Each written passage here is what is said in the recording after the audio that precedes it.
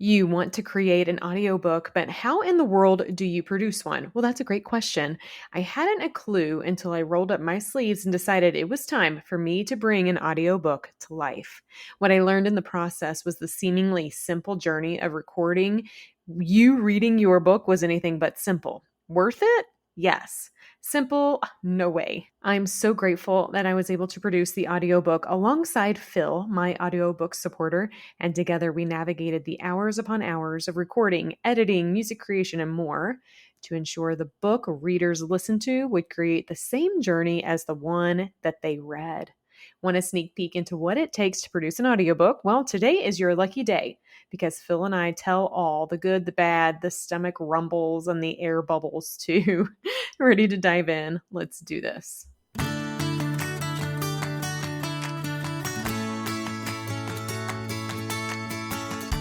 Hey, I'm Stephanie Feger, and I help authors make their author impact.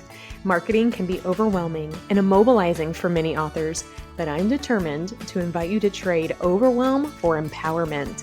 I believe that empowered people empower people, and I'm obsessed with empowering you, the nonfiction author, with impactful marketing strategies and tactics to help you take your important message and share it with those who desperately need it, want it, and here's the kicker, will buy it. But marketing movement for movement's sake just won't work. That's where strategy comes in and what I'm determined to share with you. I'm the owner and chief strategist of the Empower PR Group and the author of multiple books myself, including a book that is perfect for authors called Make Your Author Impact. Sell more books, increase your reach, and achieve your why. I have been called to merge my love for reading books, writing books, and marketing books to help nonfiction authors with laser-focused strategies and tactics to write books that sell, promote books to those who need and want them most, and build meaningful businesses from empowering messages. Think of this podcast as your one-stop shop for marketing insights for an author who has been there, done that, and understands exactly where you are. Because guess what? I have, and I do. So get your pens ready because I'm ready to empower you. This is the Empowered Author Podcast.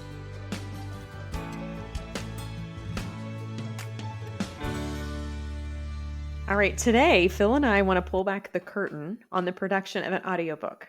And I guess maybe instead of the curtain, Phil, I'll pull back the insulated sound room, like the foam. Pull back. Yeah. Crack the door, give you a sneak peek into what it's like to actually produce an audiobook. So we've talked about the importance of audio. We've talked about the strategy behind it, if it's a good fit for you, etc. But until it's like with anything in life, until you dive in and try something, you might not know what you need to prepare and plan for and how the process works. And I think it just is smart to be aware of it so that you can schedule it accordingly. Without further ado, curtain is drawn back. You've got me, an audiobook author who is recent in navigating the journey, Phil, who has been doing this for years and knows the ins and outs, as the producer of beautiful music and audiobooks. And together we want to walk you through the production schedule, which sometimes is kind of linear, Phil. Sometimes it's not, right? Sometimes we go back and forth. Right. I mean, sometimes you got to come in and do a little 15 or 20 minute sample of how you read and take it and listen to it and go, just see how it works. And I mean, it's a new thing for a lot of people. And yeah, it can really be a big learning experience. It can be. And so give yourself grace in that process and know that you don't have to know all the things. You don't have to control all the things, says a recovering control addict over here. And rest assured that when you have the right people on board, they'll help you navigate it. Okay, so the first step in my world, Phil, would be make sure that you have your book ready and you're at the right time for it. If your book is still in editing, probably not a good time to go do audiobook production. If you haven't finished the book, probably not a good time either. But I like to say, get your book out. I don't think audiobooks have to come out immediately when the book does. I actually like to use it as a infused promotional opportunity after the book comes out. And that can even be a couple of years, a couple months, what have you, somewhere in between. Hmm. But make sure you have that book ready, and that you have, and then that it's readable, that it is in a way a digital format, so you and your producer can both take a peek at it. That would make life so much easier, right, Phil? If people have that. Oh yeah, if you're working with a publishing company, make sure everybody's done with the editing, because I have had an author came in and read, and then after the reading they decided to make more changes, and they had to come back in, do it again. You got to go into places and try to piece it in, to try to make it sound like you didn't piece it in. And that right there, it just adds complexity that is unnecessary. Just wait until you're sure everybody's done. Yes. Yes. And just also know, too, you can be done, the book can be out, and inevitably you will find a typo or something in your book. That is normal. You might read it and go, oh, I found a handful. Yeah, you found things in yours, right? Yes. Yeah. And it's gone through several rounds of editing. The book had been out for several months. No big deal. So I would also say be prepared mentally on, while you are recording, you will identify those. How do you fix those, right? Do you have the ability to get those fixed or not? Mm-hmm. Does that matter to you or not? So just keep that in mind. So, okay. So step one, you got to have your book, people. We need a book. We can't record the audiobook without a book. You need your manuscript. Yeah. Okay. So step 2 is the one that I think most people know, Phil, and that's, you got to schedule time to record it. Like, you have to go into a studio. Sure. And make a promise to me, author friends, that studio is not your home closet. Like, go somewhere and do it right, because quality audio matters. People appreciate it. And I would say, Phil, for the author, this is probably the largest time suck for them. Oh, sure. Physically sitting down, recording. Definitely. Yeah. And what's an average, right? Like, so, I came to you how many times? Probably 4 times? Yeah, 4 or 5. Or like 6 4 or 5, hours, yeah. give or take? Mm-hmm. 4 or 5? Well, it depends on the length of the book. The length of the book. I do not think authors should expect to read the whole thing in a day. No way.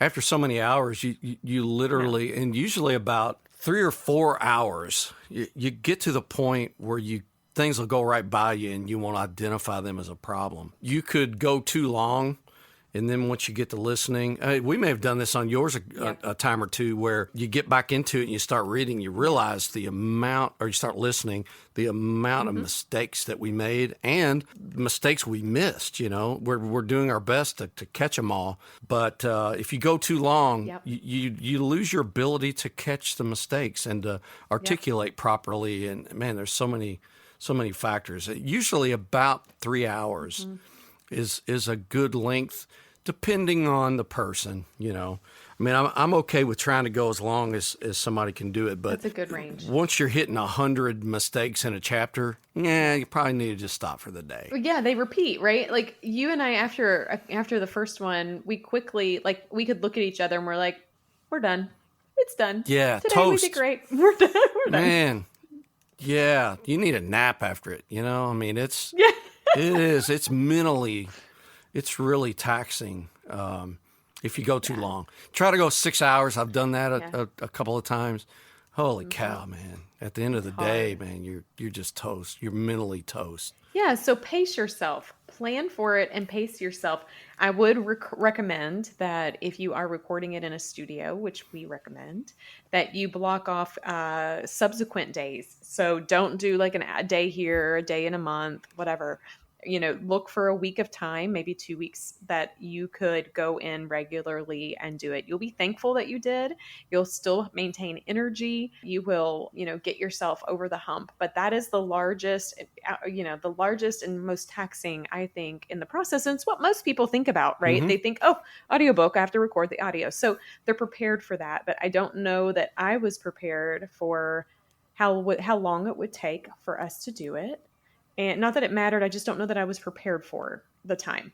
And so think that through and put it in your schedule, and make sure that you don't have distractions. Do it at a time where you can disconnect from other commitments and show up fully you. Clear your mind and your calendar. Mm-hmm. Yep. And, the text messages, because you can't bring that in the studio anyway. No. All right. So from that point, Phil, people are like, well, I don't know what happens next. And so I want to pivot to the editing, because for how you tackle it, you like to do editing live with the author, which I think is good. As you go. Yep. So as we were reading, you would make, what did you call them? You would make like marks, little Place flags. a marker in Pro Tools. Yeah. Yep, put a marker in. And I also thought this was interesting how you did it. I don't know that everyone does it like this, but I loved how you did it. We actually went backwards. So we would record the whole chapter and you would have your markers. And then we would go backwards through the chapter where the markers were and go, okay, wait, was that a problem or not? Oh, Yeah. It was. We need to take it out or redo it.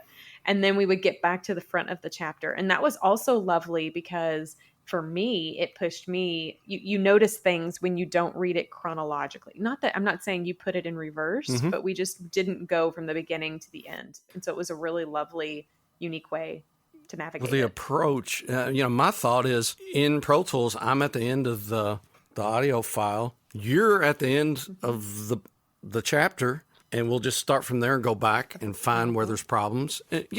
Sometimes I think you mentioned this. There are places I'll put a marker because I don't know if it's a problem or not. I'm questioning maybe it is, maybe it's not. Sometimes if you don't say the exact words that are in the book, you might decide it's better. It reads better saying it the way I said it. I did on many. Yeah. Yep. Yeah, and just going back and listening to the questionable spots, things that I identify as a problem or potential problem. And just see, sometimes, like you said, you got to redo a whole sentence or 4 sentences or whatever it takes. But finding those places and addressing them and making sure that it's reasonable for me and the author that you feel like you got it, Yes. Well, so there were 2 other things one thing you said and one thing I remembered that I thought was interesting. One, you said just now that it's reasonable for both of y'all. I loved that we were editing parts of what we could together because I think it also saves time because it wasn't like you going over there as the producer, making decisions by yourself in a silo. Like together we were like, okay, Stephanie, was that too country or not? I don't know. Do you think that, Phil? No, I think it's fine. Okay, cool. Or Stephanie, you have to this is a question and you ended it like a statement. Oh yeah, thank you. So we were doing that in live time. I actually think it saved us both time.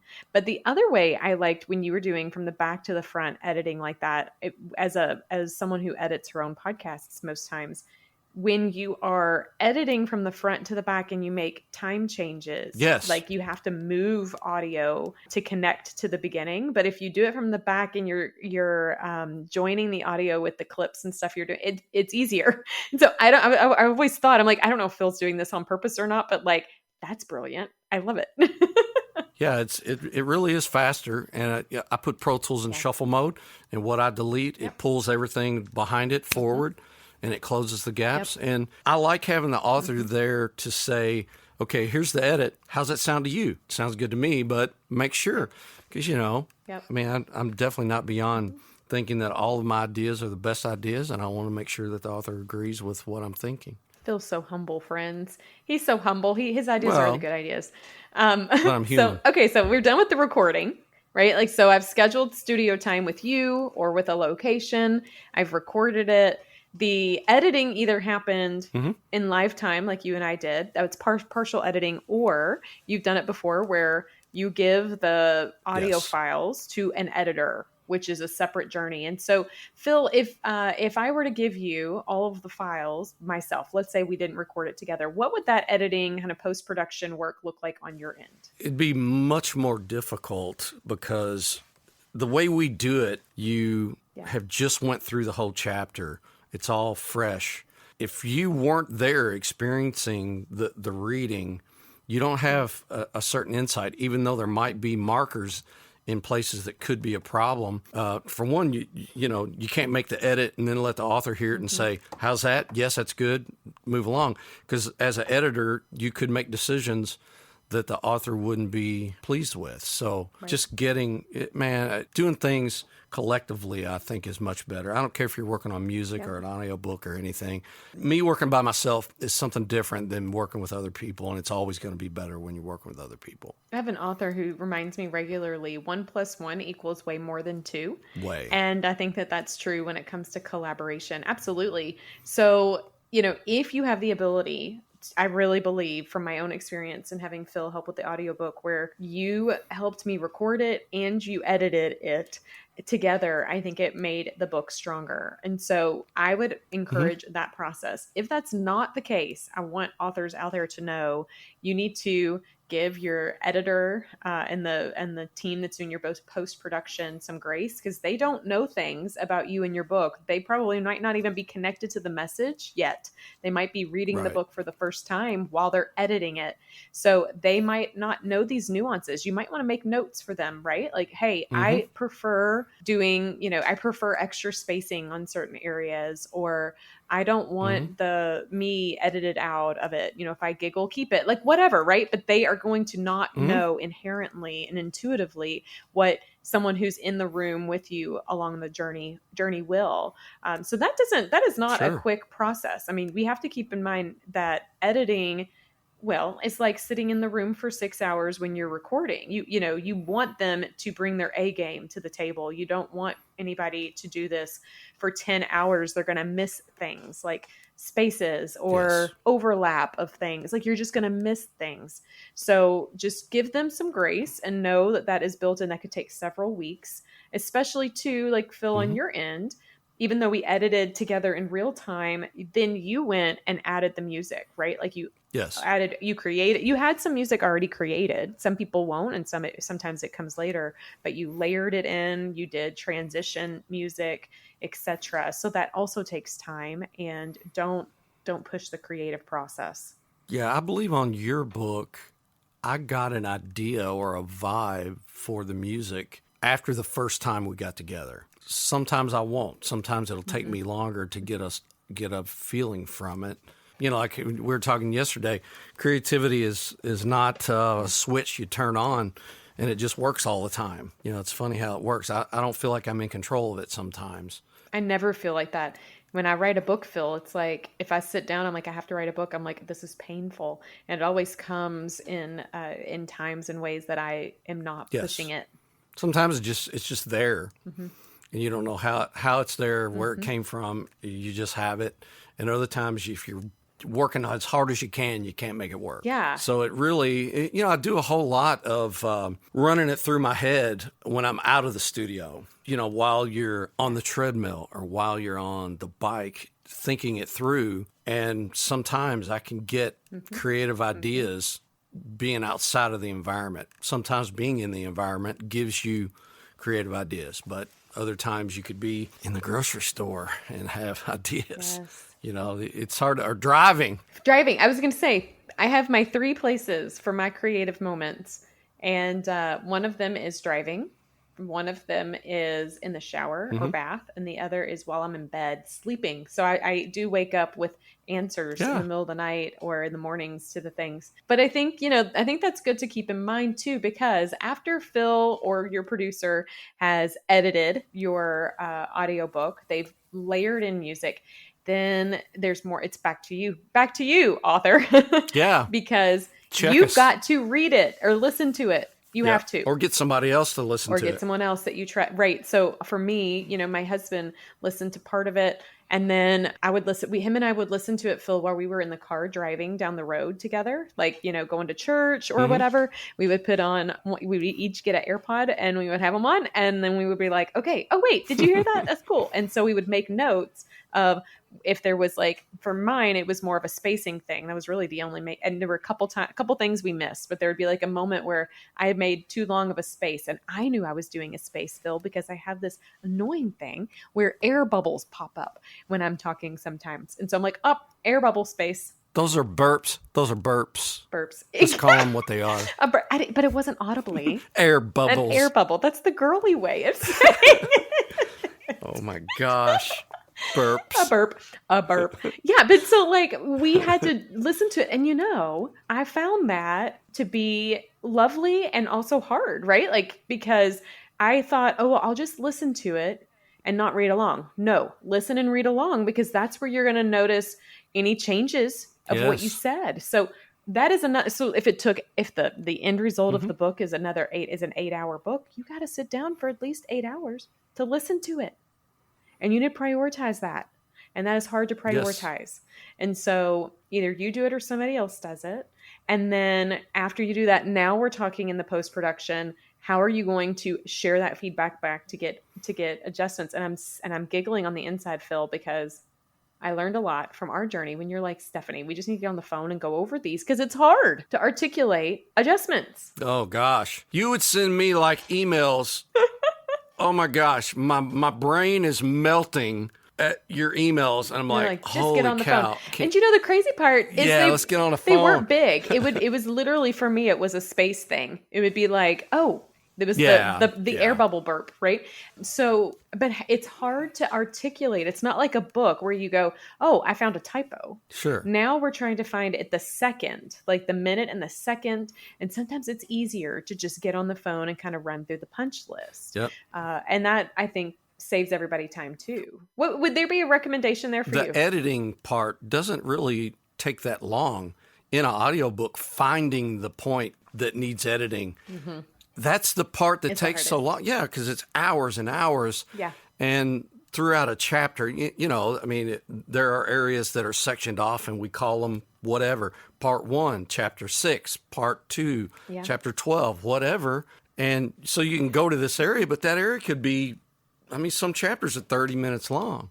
It's not like a song, A song is like, it's broken up into intro, verse, 2 minutes. verse, chorus, bridge, chorus 3, and you can find it real quickly. But in an audiobook, oh man, just getting to the point. And the one thing you did that I liked was sending me, on your tablet where you could handwrite. Yes. Me finding that made it so much easier for me to find. That was a big thing. That was a big breakthrough. This is a plug for the Remarkable. It was because the first part we were like, I sent you some stuff and I was thinking I was helpful, and Phil was like, Stephanie, my head is turning into a mush. Yeah. We need another solution. And I said, okay, well, I'll schedule time and we can come back over. And then I said, would it be helpful if I sent you the download that I have of my book on my digital? I use a Remarkable. It's like a tablet. And he's like, are you kidding? Yes, that would be helpful. Yes. And I just took notes when I would say at the 4:30 mark, space, or at 10:15, my belly grumbled, or or this is duplicative, we didn't catch this, or what have you. And I think that really saved some things too. So definitely be thinking about that, because the most important part, but it's like the final proofread of a book, right? We're tired of it at that point as an author. We're ready to be done with it. Don't overlook that, because you need it. It's a very important part of the journey. The same thing happens in music production. By the time you get a song right, you're so sick of hearing it. But it really requires that. Yeah. You have to do that in order to get it right. Yeah, absolutely. Okay, so you get it right, and everything's all good. The producer gets it to you. Everything's great. The book, then the next step in the production process is I want you to make sure that you have signed up for whatever audiobook distributor that you're looking for. So Phil, while you were making those tweaks, here I am over here signing up and figuring out how Audible works, acx.com, which is Amazon's version and platform for audiobook distribution.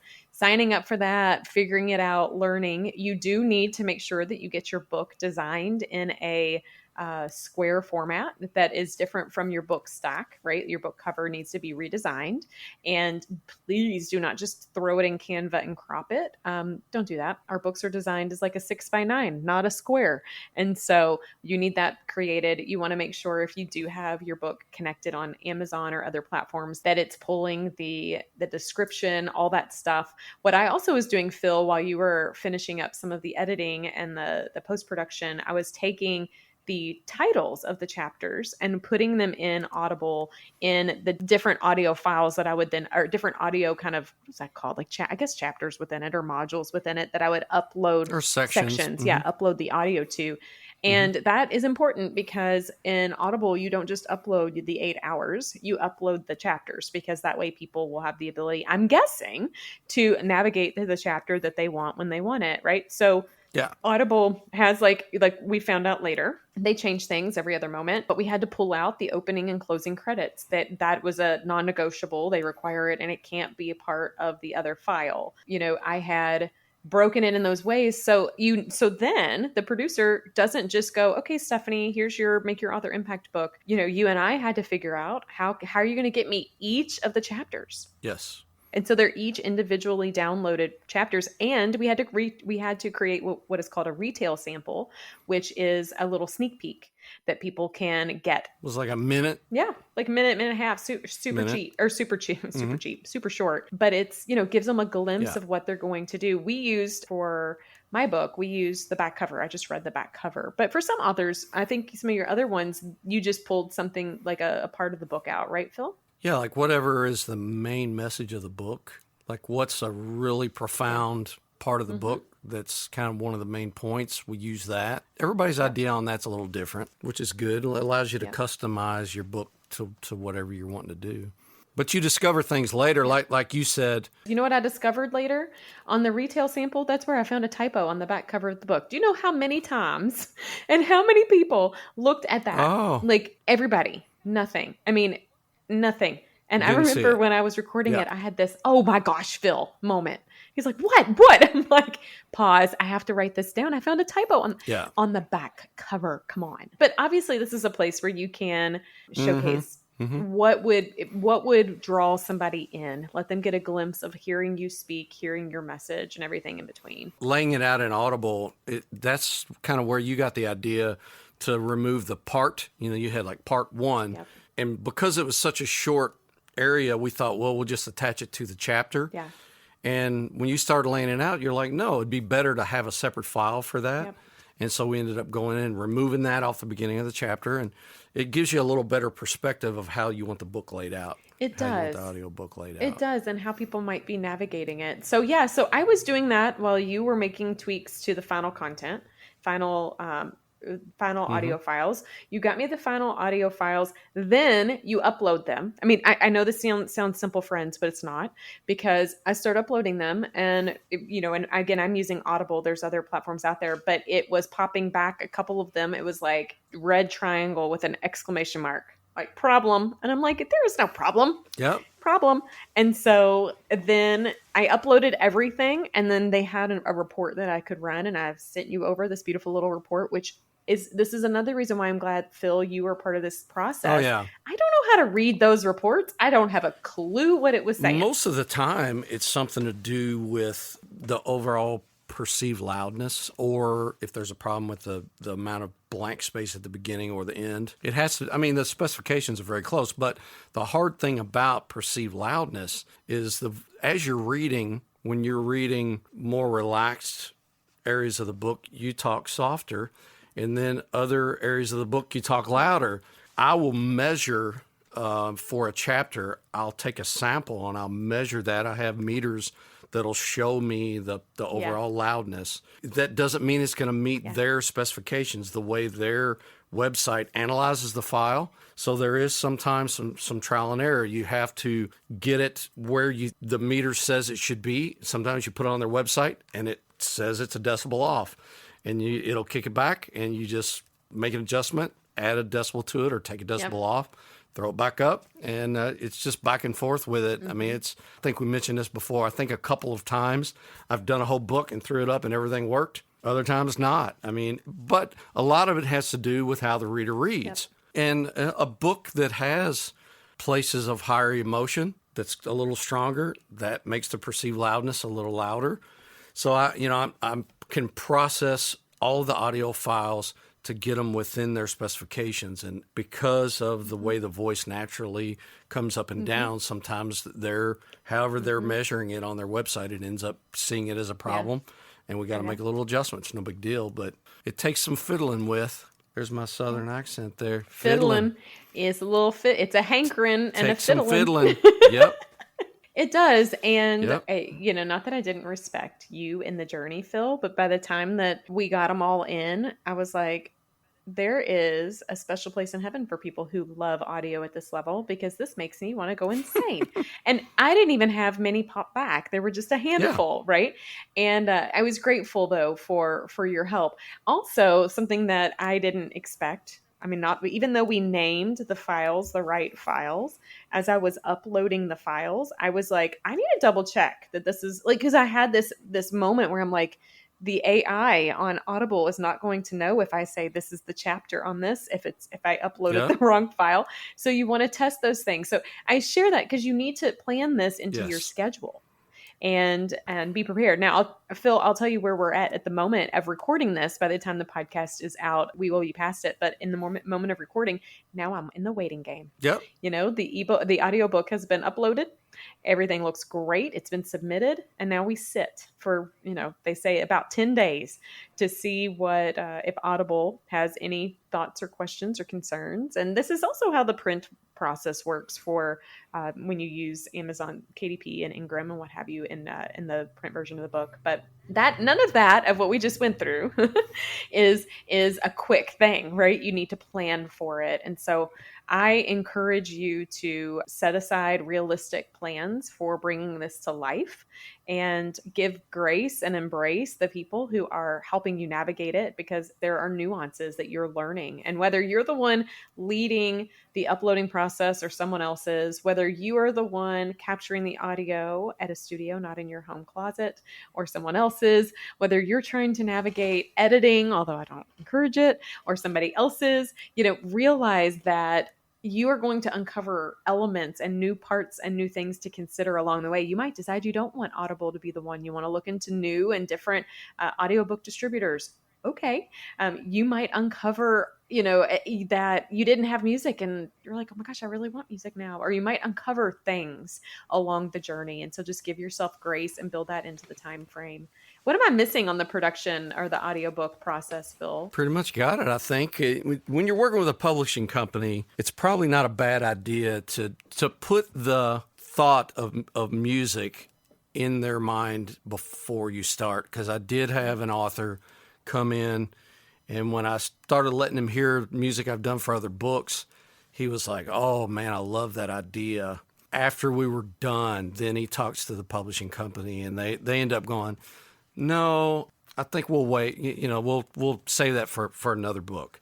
Whereas I think if he would have put it in their minds earlier in the process, they might have had a little more time to think about it and maybe made a better decision before we got started. But the author wanted it, and then they ended up kind of ex-naying it on him because I think it was so late in the process. Well, that's annoying. Yeah. But that's what book publishing companies do. Well, but I'm glad that you brought that up because I have leveraged a hybrid publisher for my first book, and my 3 subsequent following ones were all in the self-published space. I have become very accustomed to control and not wanting to share it in this journey. And so if publishing with a publisher is the route that you've taken, you need to keep in mind a couple things. You need to definitely wiggle in and evaluate time on what your contract allows. Do you own this, or is the publishing company the one that owns this version? Are you in control? Do you get to make these decisions or not? That is important. I think that's important for a lot of things in with your intellectual property and how you use it. But Phil, not being able to use music would make me cry. And I always say a sad Stephanie is a Stephanie nobody wants around. Yeah. Oh, yes. Yeah. Especially once you sell the author on the idea, and he can't sell the idea to the publishing company, and it wasn't like it was adding, it wasn't doubling the cost, the overall production cost or anything. Yeah, it was definitely a big disappointment to that particular author. Oh, that is disappointing, but we don't want you to be disappointed, which is why in this episode we wanted to kind of walk you through it so you could plan for it. You could set aside the time, but also keep in mind setting aside the resources. You're booking studio space and time. You're booking and setting aside time for the production and editor team. If you have music, which I think everyone should. I think it's just a beautiful touch. You will have somebody that like Phil out there doing that. If you're not the one that's doing the uploading or the project management, there's a budget there too. So just keep in mind, we open this with talking about no curtains here. We're pulling those back and sharing with you what it takes, but also from setting aside your time resources, your financial resources are things to consider as well. So definitely have an eyes wide open process when you look at the production of an audiobook, the schedule, who you need on the team, and what do you need to make it come in on time, within budget, and be in alignment with the quality that you want. Phil, thank you. Thanks for walking us through this. And also thanks for letting me learn alongside you in this process. Oh, you're welcome. I'm all about sharing knowledge and information, and yeah, it's a lot of fun. It is a lot of fun, and the end result is even more fun. All right, well, we got a couple more episodes in this season. I'm excited to dig a little bit deeper into those. Yeah, me too. Sounds great.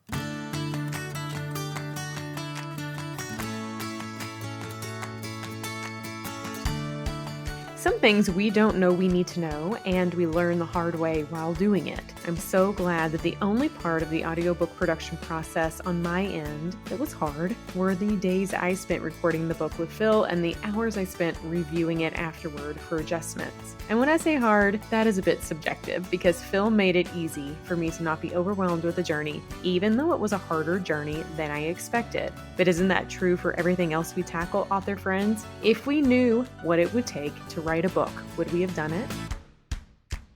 Someone asked me that once, and my answer unexpectedly was no. But my hope is that now that you know what it takes to produce an audiobook, you will still choose to produce it anyway, because it matters and you matter. And if bringing your audiobook to life is something that matters to you and you would like help, Phil and I would love to help you. Visit empowerprgroup.com/connect and let's chat. Author friend, thank you for listening today and for saying yes to becoming empowered. As you know, I'm a believer that empowered people empower people, and I have empowered you today. Now it's your turn. Go out there and empower others.